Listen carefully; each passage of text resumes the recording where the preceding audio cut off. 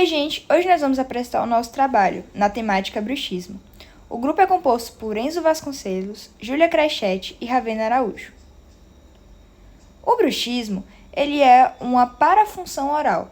Ele é de origem multifatorial e ele vai ser muito caracterizado pela hiperatividade muscular.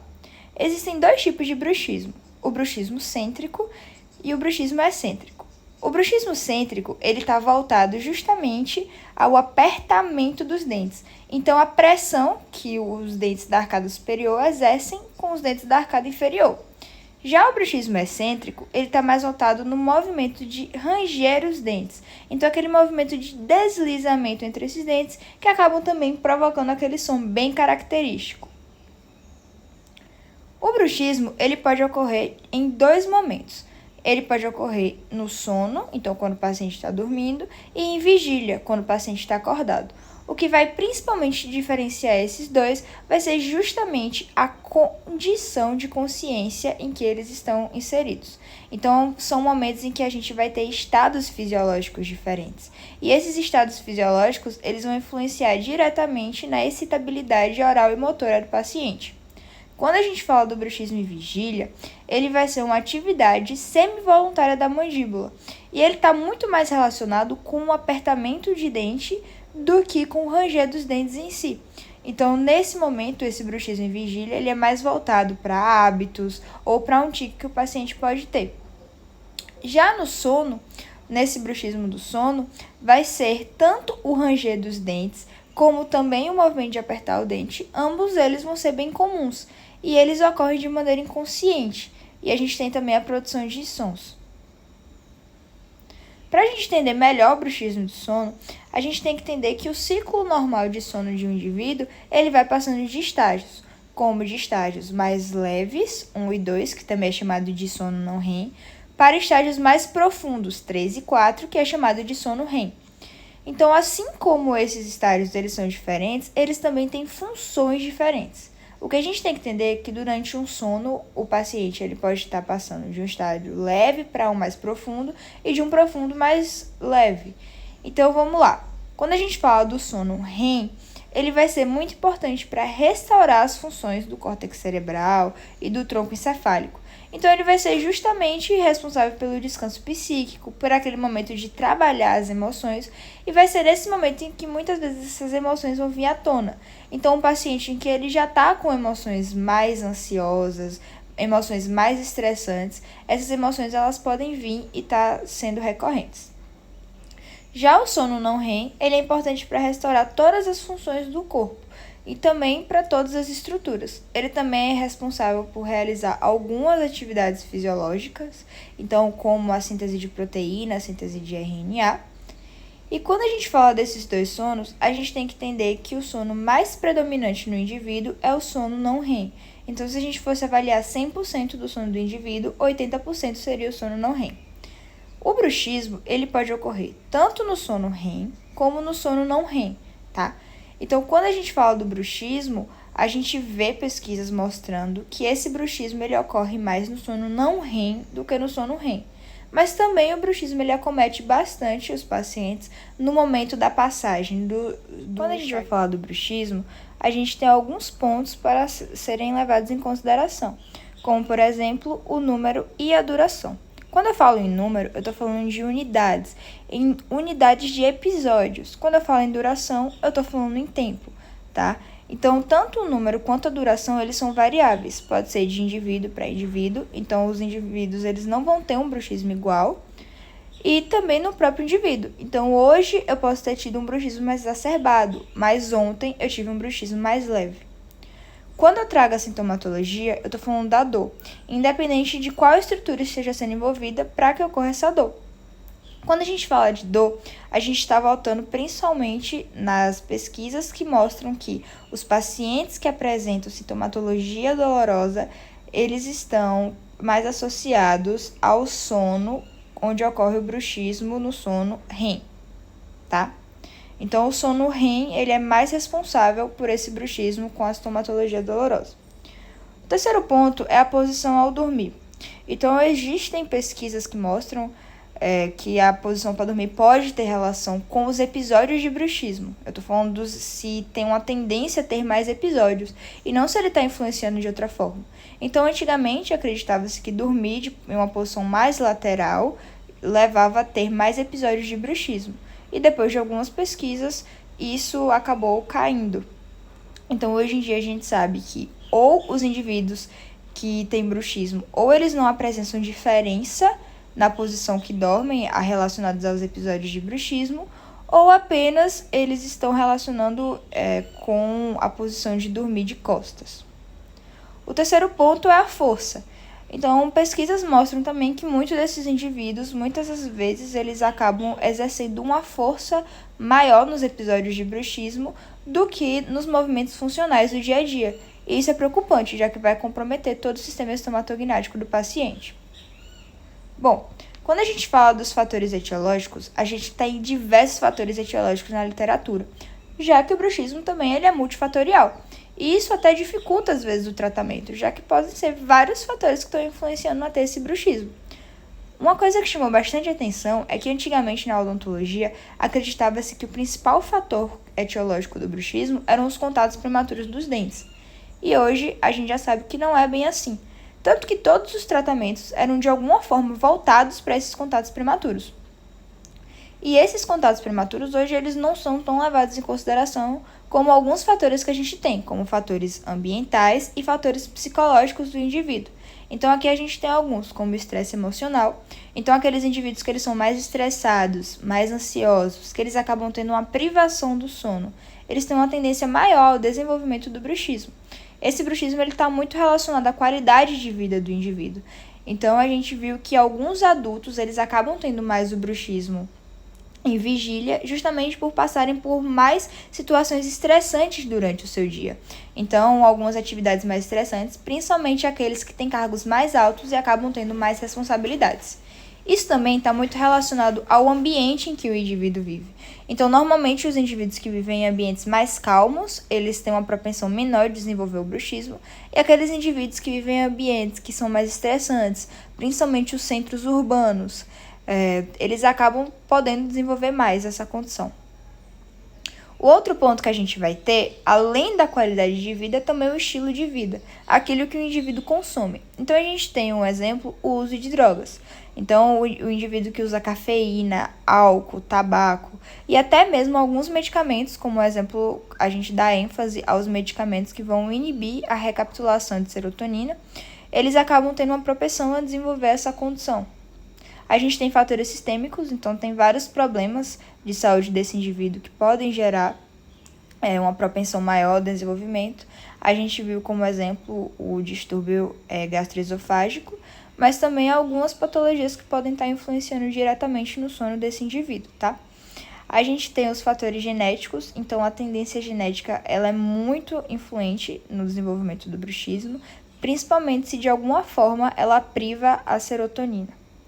E a gente tem os fatores neurológicos. A gente tem o estresse emocional, que está relacionado com a sensação, e os fatores neurológicos quando a gente se trata mais dos distúrbios e dos transtornos. Tanto os transtornos mentais, quanto os transtornos neurológicos, quanto psíquicos.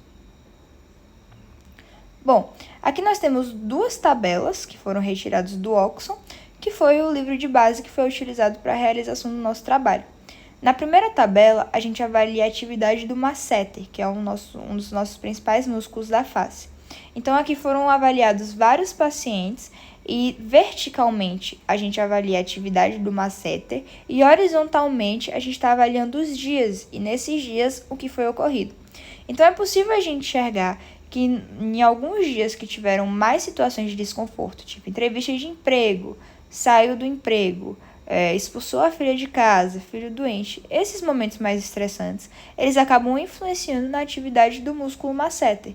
Então, a gente pode perceber que os eventos de desconforto, os eventos de estresse, os eventos ansiosos, eles estão muito voltados à hiperatividade muscular. Tanto que a gente pode ver aqui que em momentos que são mais calmos, como a férias no Havaí, a gente tem uma menor atividade desse músculo. Já na segunda tabela, a gente já tem um estudo que foi feito apenas com um paciente. Esse estudo foi realizado no monitoramento de 140 dias, e aí avaliava a atividade muscular noturna do paciente, avaliava o estresse e a dor. Então, a gente tem aqui as situações de estresse, como provas, visitas ao pai, discussão com o namorado. E essas medidas de estresse, essas situações, estão muito relacionadas, se a gente olhar nos outros gráficos, com a atividade muscular noturna. Então, quando ocorreu essas situações, a gente teve uma maior atividade muscular e, consequentemente, também teve uma maior dor. O fato do bruxismo estar associado a atividades parafuncionais, como, por exemplo, relacionados ao estresse, a distúrbios do sono, a ansiedade ou emocional, o sistema nervoso central vai ser o responsável por esse controle. Então, ele basicamente vai ativar várias contrações musculares, gerando ali uma sobrecarga nas estruturas envolvidas. Então, o sistema estomatognático vai estar integrado com os ossos maxilares, a maxila, a mandíbula, os dentes e as estruturas de suporte vão serem envolvidas por essa sobrecarga mecânica, realizando ali forças horizontais, causando um desgaste dentário, uma possibilidade de mobilidade dentária e até mesmo em casos mais graves, uma reabsorção óssea, bem como também os músculos da mastigação, né, o masséter, o temporal, o pterygoideu medial, lateral, e eles vão ser hiperativados, né? Então vão ficar contraindo o tempo todo, reduzindo também ali o nível de fluxo sanguíneo. Isso vai gerar espasmos, dor, fadiga, bem como também a sobrecarga da ATM de toda a articulação temporomandibular, que pode gerar ali também ruídos articulares, crepitações, né, estalidos.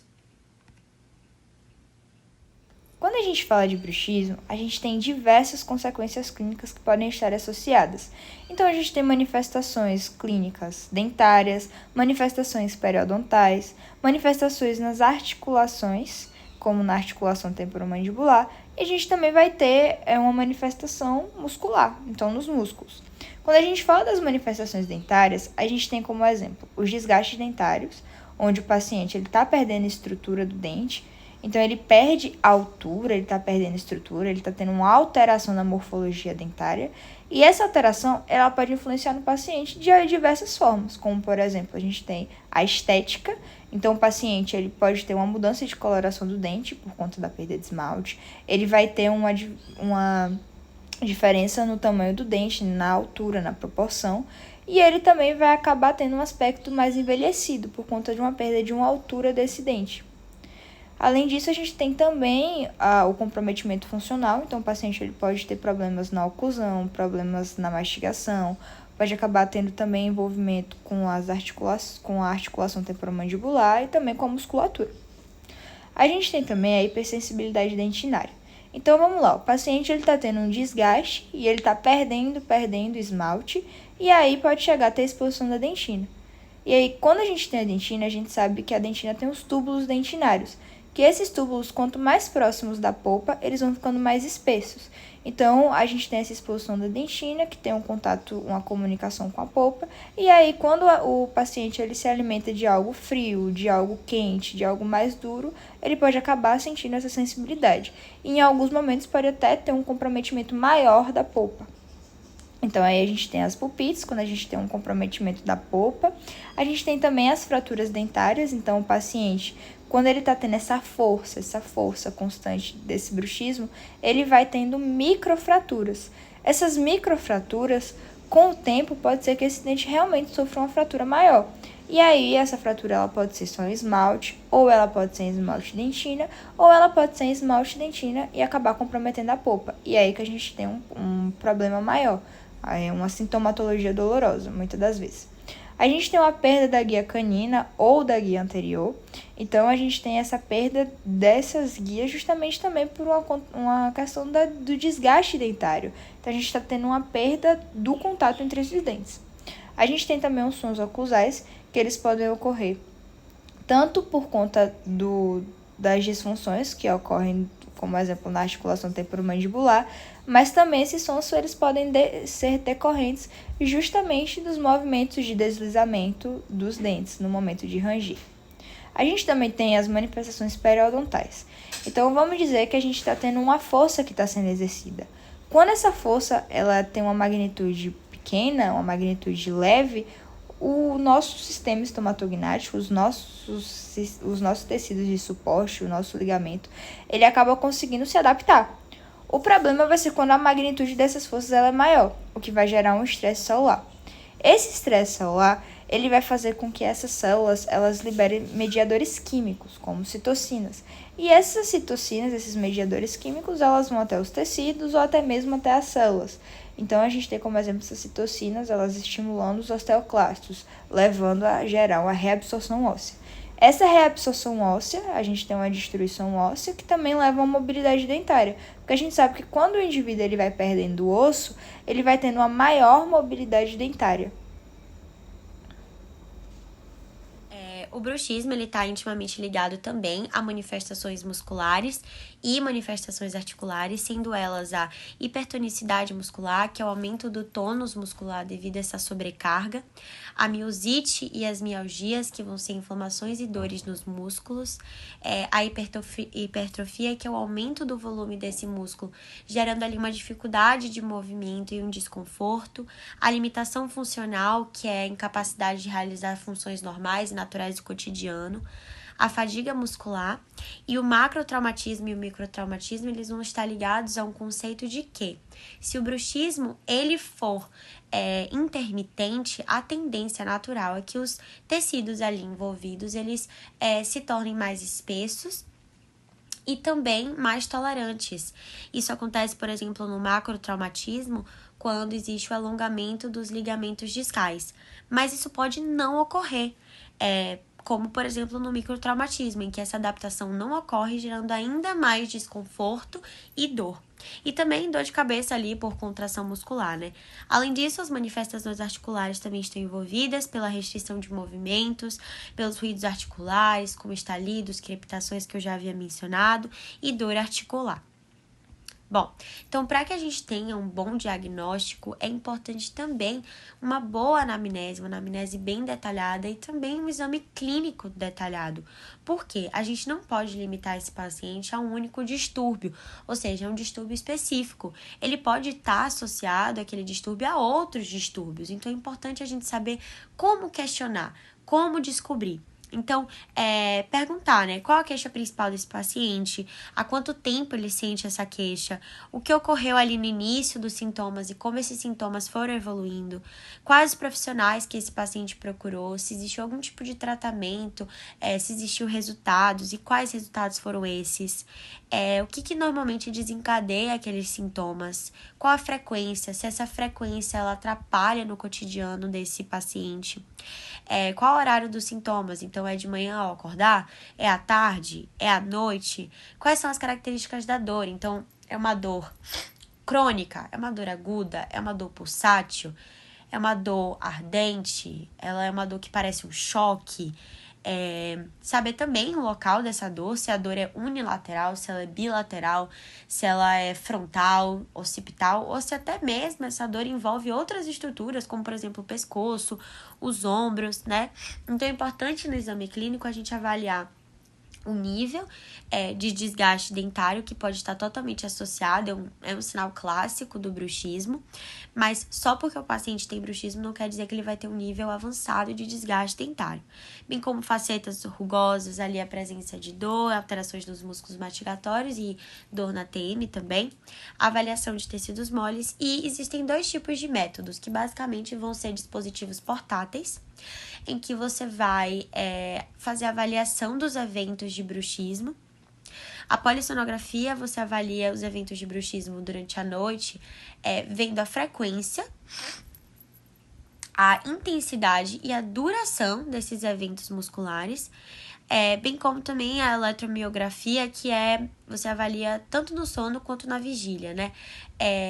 São vários eletrodos que são colocados numa seta, por exemplo, nos músculos, para ver a ativação dos músculos e a contração desses músculos. Então, ver quantos eventos e como é a contração e atividade desses músculos. Bom, então é importante avaliar clinicamente também esse desgaste gerado pela atrição dos dentes, pela força e sobrecarga dentária. E o tratamento do bruxismo, ele tá muito mais ligado a um tratamento ali de amenização dos sintomas, redução da dor, do que necessariamente uma cura, né? Porque o bruxismo é multifatorial. Então, é uma tentativa de reduzir aquela dor, aquela sobrecarga, para que o paciente possa voltar a ter funções naturais, né, do sistema estomatognático, de todas as estruturas, e que ele possa retomar suas atividades diárias normais, sem sentir dor e sem que isso atrapalhe a vida deles. Esse estudo da Unicamp, ele avaliou várias terapias, muito interessante. Então, começando pela terapia comportamental cognitiva, que está muito relacionada à diminuição do estresse, né, da ansiedade, através de psicoterapia, da realização de atividades físicas, mudança da qualidade de vida mesmo, para reduzir o estresse, que é uma das causas. As terapias com placas oclusais ainda é a terapia mais prescrita para o tratamento de bruxismo, e ela consiste basicamente numa proteção ali, no ranger, naquele movimento dos dentes, para poder proteger essas estruturas e diminuir os eventos de bruxismo durante a noite. Esse estudo avaliou várias terapias medicamentosas, então ele avaliou especialmente a com benzodiazepínicos, o clonazepam, 1 mg, que vai reduzir os eventos de bruxismo durante a noite. A aplicação da toxina botulínica também vai reduzir a contração muscular gerada ali pelo sistema nervoso central. E a acupuntura vai liberar mediadores endógenos, como os opioides, como a cortisona, justamente para reduzir os sintomas dolorosos, os sintomas álgicos. Aqui estão algumas referências.